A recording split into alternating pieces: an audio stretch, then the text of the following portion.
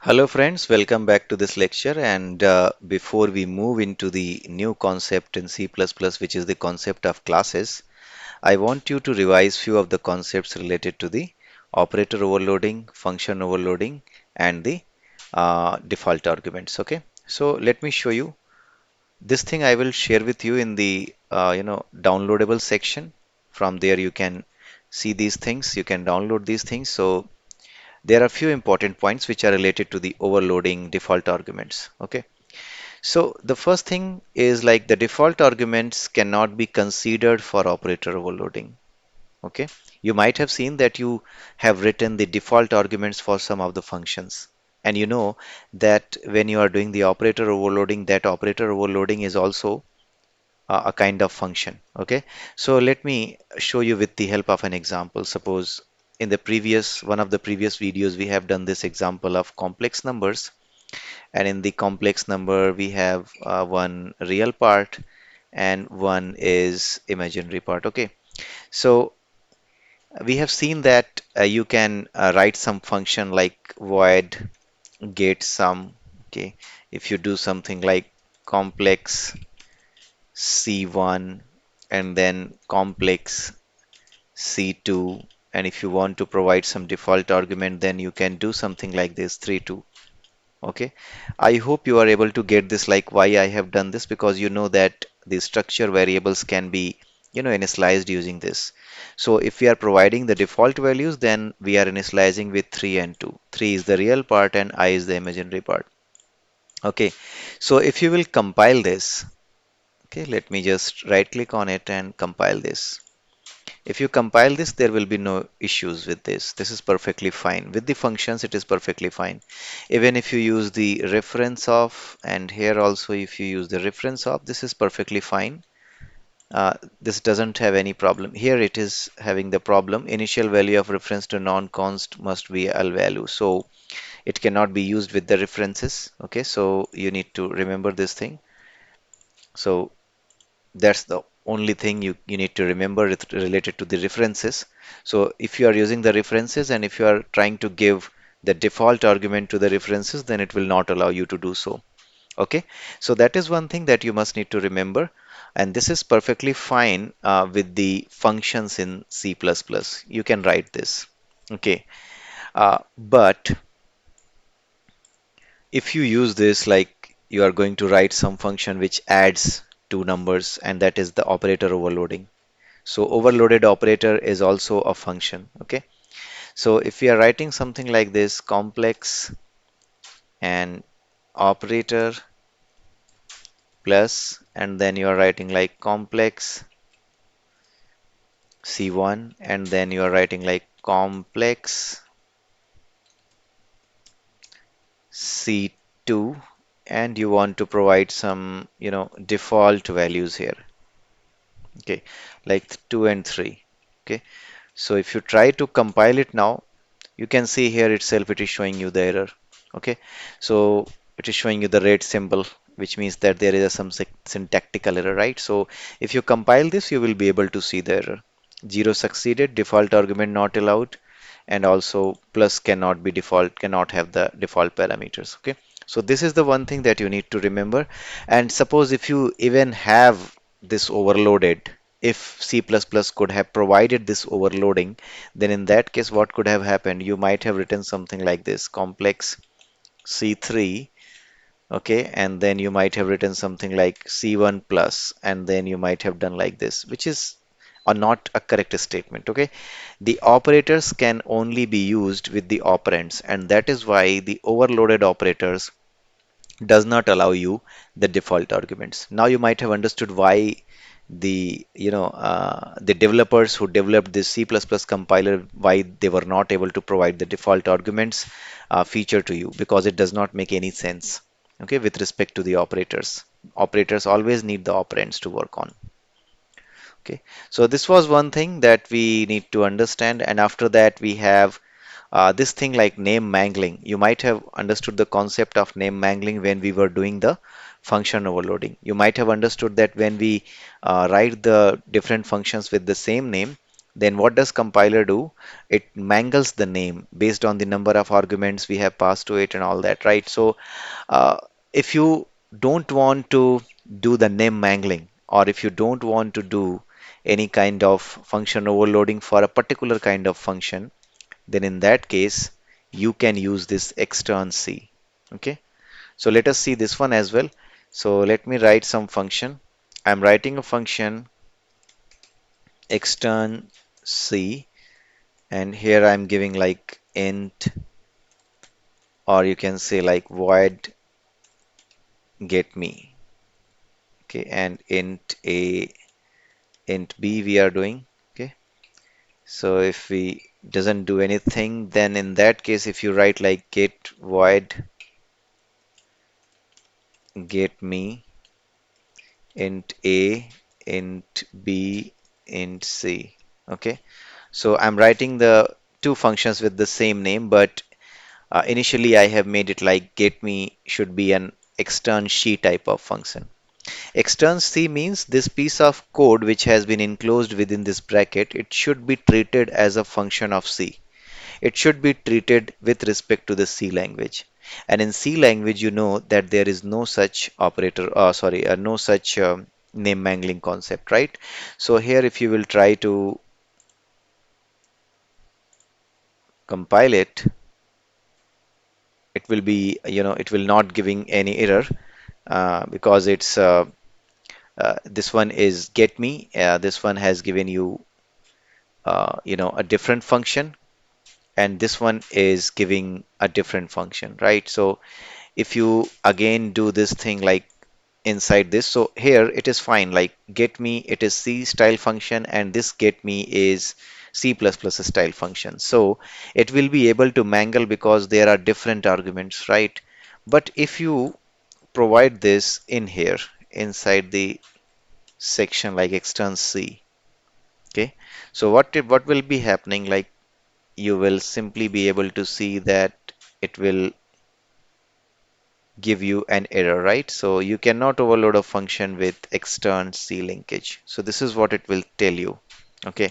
So if you normally what happens that extern C when it is used is like when someone wants to write a file or some piece of code where he wants that this entire file or this entire set of functions they should be treated only as a C functions, right? In that case, he encloses entire set of functions into this extern C, so that by any accident, by any chance, no one should be able to overload the functions, right? So if you do the extern C, then inside that you will not be able to do the overloading. But if you put this outside, then you will be able to start overloading because this will be treated as a C++ function outside this. So it will start, starting name mangling, right? So that is why you need to remember that if you have used the extern C, so anything within the extern C block, if you have written in the form of function or if you have written any function inside the extern C block, then in that case, there will be no function overloading. Okay. Even if you try to write like suppose you have written this struct complex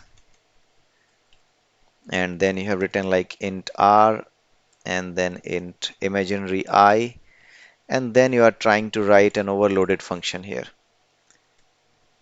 complex operator plus complex C1 complex C2. Okay,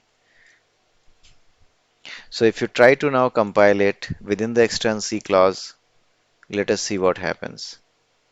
Okay, so here it has stopped like there only. Okay, let us see if extern C will allow you the operator overloading. Okay, so let us compile this and let's see if it works fine.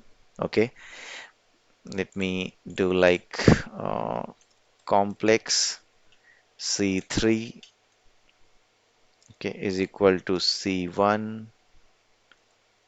Let's write like C3, and let's for the sample, let me return return C3. So within the extern C linkage, if I try to compile it, then I can see that, okay, just a minute. C3 is equal to 0, 0. Let me initialize it so that it becomes happy. Okay, so if you do something like this, let us see what will happen. Let us compile this and let us see if it is able to compile. Okay, so you can see that it is able to compile. So within the extern C, okay, only the name mangling thing has been stopped, but this operator overloading has not been stopped. So even if you know that the operator overloading is a feature of C++ language, then also if you write it in the C style function in this extern C linkage, then also it will be overloaded. Okay, it will work fine, it will be compiled. Okay, so this one is the second point that we want to discuss. Okay, so this is the sample. Okay, okay, so if passing constants to the functions as references, then use the const data type and reference val as arg type. That is a simple thing. If you are passing the references, what does this mean? Let us understand that. Okay, so let me write one function which is taking, okay, get fun. Okay, const, okay, let me do like int reference k. Okay, so let me pass some constant here like get fun and let me pass 10 here. Let us see what happens. Okay, so here you can see like the, okay, this one I have given the reference. There is no such, if you have to give this in reference k, then you can see like it is showing me the message cannot convert argument 1 from int to int reference. Okay, and if you do something like this, int a is equal to 10, and then you pass like a here, then what will happen? Will it compile? Let us see. Okay, it get compiled. Okay, so what happened when you pass this 10, right? Because 10, if you are passing it directly, this is a constant. Okay, and when you are passing any constant to any of the reference, then in that case it should be a const reference. Okay, now it will compile fine and it will be built easily. Okay, because even if normal variables, if you see like in reference r is equal to 10, then this line is giving you the error. Okay, so this line will start giving you the error. Okay, you can see this line is giving the error, cannot convert from int to int reference. Okay, but if you do something like const, then it will be gone. So the same logic applied here. So you need to remember this thing. Most of the times it is asked to the questions, it is asked to the students, and in many of the, when you go to crack any interviews to get a job at, in those interviews as well, these kind of basic questions, uh, you know, the conceptual questions are asked. Okay, so let us see what is the next point. Okay, this one is really important, this next point, and after that we have last point 5. So point number 4 we are looking here. So the additional traditional operator. Okay, we have seen that plus plus is an operator which is used to increment something. Okay, and plus is an operator which is used to add two numbers. But can we do the reverse? Which means that we have used the operator plus for operator overloading, but can we perform the reverse operation? Like if we have provided plus and we are providing minus, we are providing subtraction. So you can understand this is very easy and it can be done. Okay, let us see that how it can be done. So let me do one thing like struct and complex, and then write something like this: int r and int I. Okay, so let me write like complex operator plus, and then write like complex C1 and complex C2. Okay, so here what we want to do, we want to perform the reverse operation. We are overloading plus operator, but we want to perform subtraction. Okay, so what we will do, we will simply do like complex C3, and then I will do something like initialize it 0 0, and then I will do like C3 dot I, sorry, R is equal to C1 dot R plus C2 dot R. Then if I go to imaginary part, C3 dot I is equal to C1 dot I plus C2 dot I. Okay, then I'm returning C3. Okay, so let me do one thing here. Let me remove all these previous things. Let me create, sorry, we need to put minus here. Okay, so we are performing like we are overloading the operator plus, which is the addition operator, but in fact we can very well perform the operation of, minus, which means subtraction. So we can very well perform the operation of subtraction even if we have overloaded the plus operator, which is the addition operator. So let us see by an example. So complex C1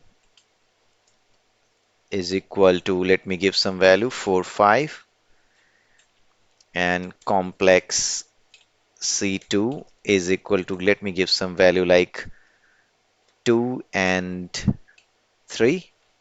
Okay, and we are going to do the addition here.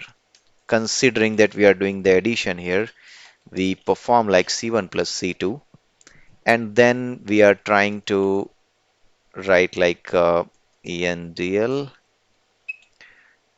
Okay, so it will be C3 dot R and then plus I into, then a space, and then again C3 dot I. Okay, so this is the one we are going to do. So if we will see here the result, then you will be able to see that it will not make it like 6 plus 8i because we have performed the negative, which means the subtraction operation. Even if we have overloaded plus, we have converted the meaning, we have changed the meaning of this operator for our data type. You know, this is the user defined data type complex. Whenever you define something inside the structure or inside the class, then you are defining your own data type. Okay, so the standard data type, the built-in data types are there, and also these kind of data types are also there. Okay, so which are created by you. So these are known as the user defined data types. So let us see what will be the output. Okay, so all set. So it will be 2 plus 2i, or you can say like 2 plus I into 2. Okay, so you can see the output is 2 plus I into 2. So this is very well, understood, and this is really important. Sometimes it is asked. Okay, so if you are not clear with the concepts, this is very simple question. I think anyone can answer that. Yes, we can perform this thing because ultimately it's a function, and inside the function, whatever you will do, that will be the output for you. Okay, so this was the one, and the last point was just a general knowledge for you, like these operators like dot, dot asterisk, this scope resolution, we will see this, and this ternary operator, this if else operator. These operators cannot be overloaded. Okay, so these were few of the points related to the overloading, default arguments, and the references as well. Okay, so we have discussed almost everything related to the overloading and I mean all the important things. Okay, sky has no limit. So all the important things we have discussed with respect to these default arguments, which will make your base with respect to the C++ language in these concepts. Okay, so from the next lecture, we are going to start the new concept in C++ and the most important concept in the object-oriented programming language, which is known as the classes. So in the next video, we will start with the classes. So till then, have a nice day and bye-bye.